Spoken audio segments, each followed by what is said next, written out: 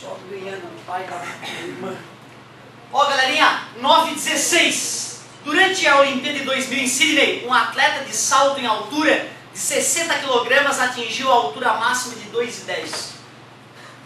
Isso é ridículo. Como assim o ser humano vai lá e peraí, vou pular? E aí 2,10, cara. Porra, cara, é assustador isso, é sobre-humano. Aterrissando a 3 metros do seu ponto inicial. Qual o trabalho realizado pelo peso durante a descida? Ah, então peraí. O atleta deve ter vindo correndo, né? Ele deve ter pulado, e deve ter pulado num certo ângulo que também não me preocupa muito, passou por uma determinada altura e caiu. Ele disse que ele caiu a 3 metros de onde ele pulou. Mas como ele passou pela barreira de 2,10, certo? O que eu tenho que me preocupar é com essa descida aqui, ó. Concordam? O importante é tu perceber que durante a descida, o peso está sempre atuando para baixo. Ou seja, eu não preciso considerar o deslocamento para frente que o atleta teve. Porque se eu for olhar o deslocamento para frente com o peso, ó, que é para baixo, qual é o ângulo? E sempre que o deslocamento for para frente, a força-peso vai fazer trabalho nulo, como a outra questão mostrou. Ou seja, não vou me preocupar com o deslocamento para frente, morra esses 3 metros aqui. Eu só quero saber o trabalho que o peso fez na descida. Trabalho é força vezes distância vezes o cosseno do ângulo. Trabalho é igual a força é o próprio peso. Peso para calcular é M vezes G. E a massa do atleta, 60 quilos de puro músculo, provavelmente, né, cara? Deve ser um cara altão, geralmente são caras altos que fazem salto em altura, né?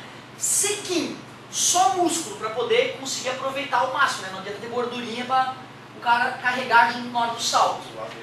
10 vezes 60, 600 newtons, então esse é a força-peso.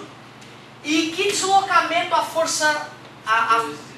Isso, eu só estou preocupado com o deslocamento para baixo, porque o deslocamento horizontal faz um ângulo de 90 graus. Então, já que eu estou analisando só o movimento de queda, é os 2,10, e já que eu considerei que o deslocamento foi para baixo e o peso é para baixo, o ângulo é 0 e o cosseno de 0 dá 1, parabéns. Então, na prática, nós só vamos multiplicar o peso pela altura. Esses 2 zeros eliminam essas duas casas após a vírgula. Então, fica 210 vezes 6. 6 vezes 200, 1.200. 6 vezes 10, 60. 1.260 joules. Show de bola. Pessoal, olha só. Eu não resisto. Dá uma olhada. Vou escrever aqui uma coisinha importante para a gente entender melhor a matéria. Trabalho da força, peso. Trabalho da força, peso. Sempre que eu quiser calcular o trabalho da força, peso, vai interessar o deslocamento horizontal? Não. Então vai ficar, o valor da força é o próprio peso, e a distância eu posso trocar pela altura, porque só interessa o movimento vertical para o trabalho do peso. Vou chamar de H.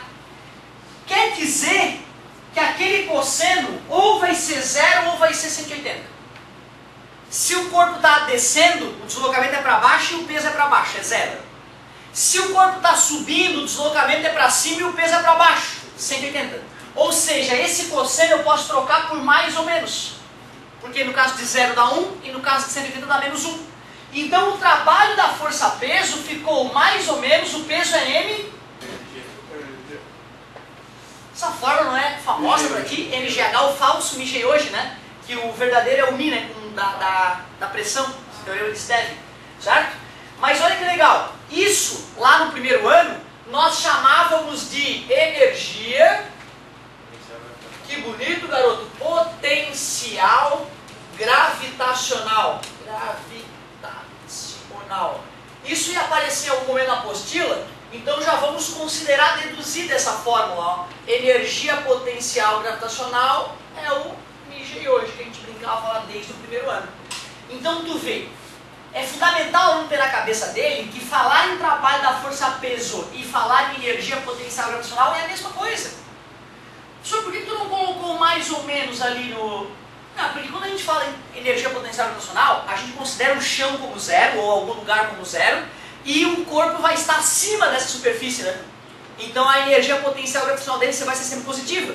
Porém, se tu quiser ser criativo, chamar aqui de zero e dizer que aqui para baixo a energia potencial gravitacional é negativa, também vai funcionar, certo? Mas a gente não coloca o mais ou menos porque a gente sempre coloca o zero na parte de baixo, certo?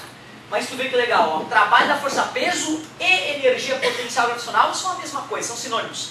Quer dizer que da próxima vez que ele te pedir para calcular o trabalho da força-peso, tu não precisa usar a fórmula para te preocupar com o ângulo e tudo, tu só faz M vezes G vezes H. É o trabalho da força-peso, fica bem prático, certo? Show de bola. Mais um ainda, né? O pessoal pediu a 917. Vamos finalizar então esse tira dúvidas com a 917. Vocês sabem que tem assistência depois aí pra gente tirar mais dúvidas. E vamos dar uma avançadinha bem de leve na matéria.